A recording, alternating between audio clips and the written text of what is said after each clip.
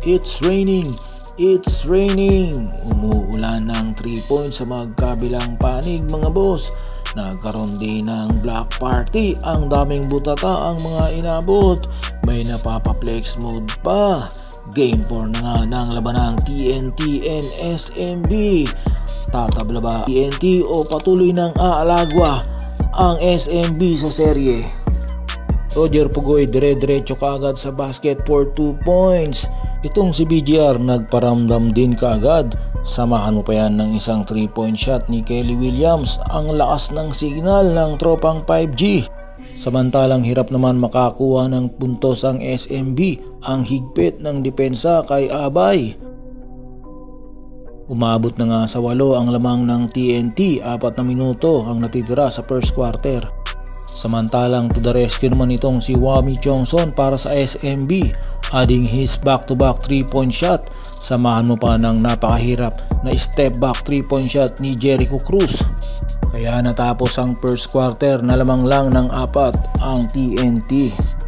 Naglaro na rin si Poy Eram pero saglit nga lang. Patuloy pa rin ang magandang laro ni Wami Chongson. Palitan na nga ng mga puntos dito sa second quarter. Hindi na naman maawat itong si CJ Perez sa pag-atake.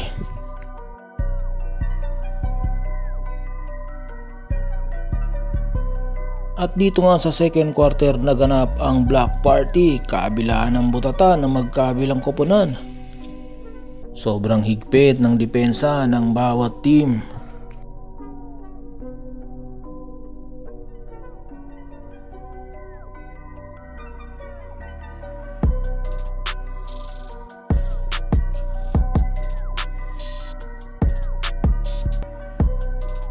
Sinimulan na rin magpaulan ng 4 points at 3 points nitong si Chris Ross, Marshall Lassiter at ni CJ Perez.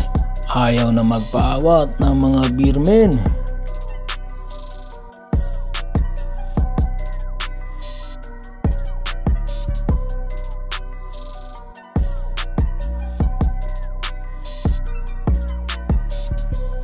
Mabuti na lang nandyan si Jordan Heading na siyang sumasagot sa lahat ng pasabog ng beermen upang mapanatiling dikit ang score ng TNT at ng San Miguel.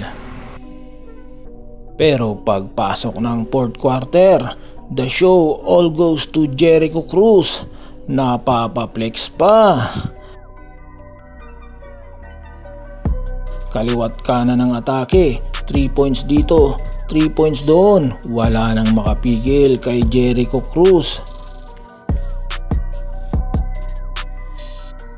Nahirapan lang ang solusyonan ng TNT ang sobrang init na atake ni Jericho Cruz pagdating sa fourth quarter.